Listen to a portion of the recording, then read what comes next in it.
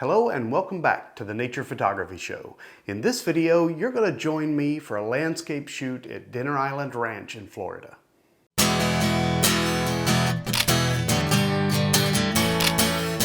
All right, so here we are back in Florida. I'm here a lot because that's where I live.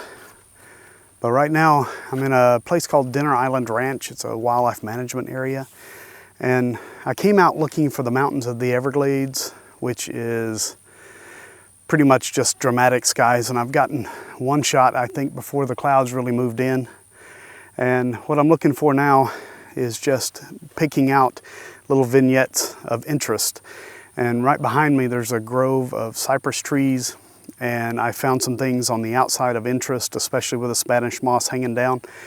And I'm wearing all this because of bugs. They're pretty bad as you're walking along through here. So I don't know if you can see it on the video, but right about here, there's a tree of interest. I'm going vertical. I've got 3 different branches of the cypress. There's a lot of other interest here too. You could shoot here for quite some time. Over to the left, I see another one that low-hanging branches that could be really nice, especially with all the straight trees behind it. And there's a couple of people in there with a camera club, the South Florida National Parks Camera Club. And so I'm waiting for them to move a little bit out of the way, and then I'll get a couple of shots that I'm looking at. Right now, that's the most interest that I see because of the light. The light isn't doing great things, but the light doesn't always do great things. And if you want to photograph, you've got to learn how to shoot in bad light as well as good light. So I'm going to get back to it and see what little vignettes that I can pull out.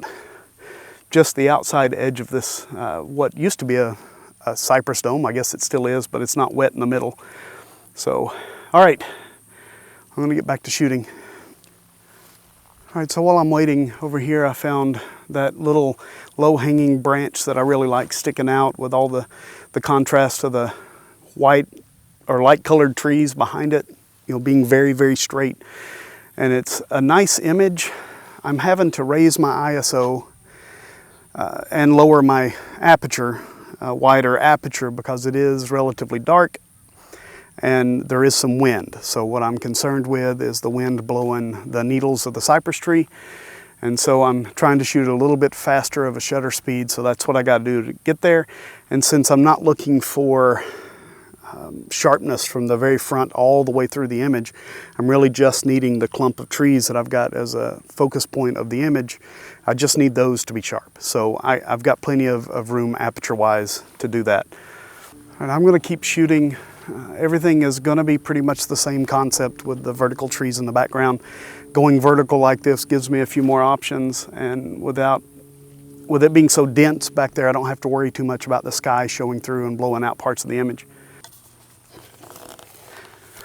So I've got my 100 to 400 on. It's really good for this, but it's also good for things that are off in the distance you can't see. We've got some nice drama in the clouds. I see a good lot of contrast because you got the sun hitting the side of the clouds over here. So I'm going to see what kind of image I can pull out of this. Florida isn't always easy to shoot. It's always fun.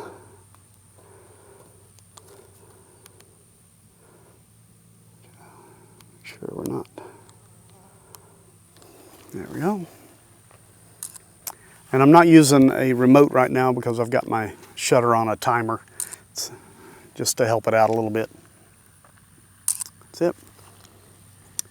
Now we're going to go vertical to see what we can do. You know, I've had people ask me before, when should you do vertical shots?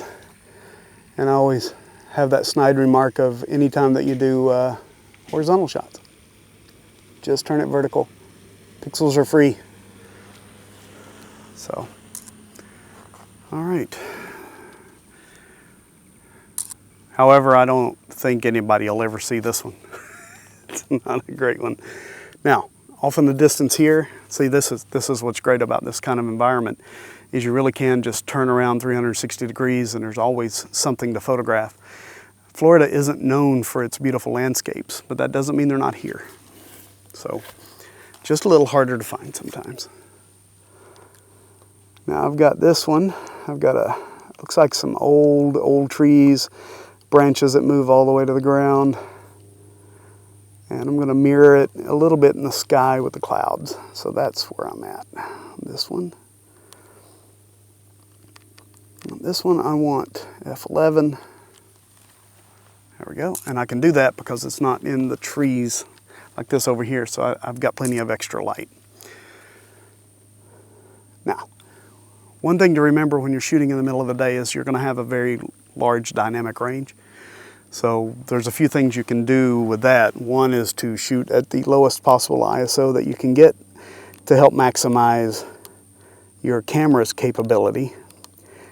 And another thing you can do is you can do bracketing. So you take a bright, regular, and dark, and then blend those together in Lightroom. Or you can just accept the fact that it's going to be very contrasty and work with it, which is probably what I'm going to do in this situation. All right, the light's not changing. I think I've gotten everything that I want to get to out here. So I'm going to pack up everything and I'm going to walk this way for a little bit.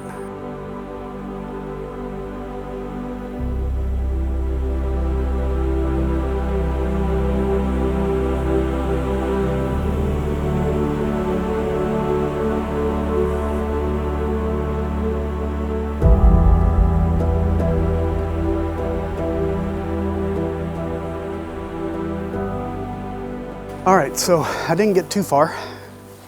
I've got another tree that I love. The wind has died down a little bit, therefore it's hotter than it was. But without the wind, there is a little bit still. I can do a little bit better with my aperture, get a little bit deeper, but again, in this situation, it's not really necessary. I've got another tree. We've got the sun about ready to peek through, which could change the light that I'm seeing right now. All right, what's really cool is the light that's coming through right now is filtered through some high-level clouds. So while we get some light, it is all soft, like a giant soft box, and it adds just a little bit to the image. Now this time, I'm actually gonna move on because I'm getting hot. I'd like to get back in the car, cool off a little bit, get some water, and then move on and see what else we can find. I realized in the video, I said that there would be more.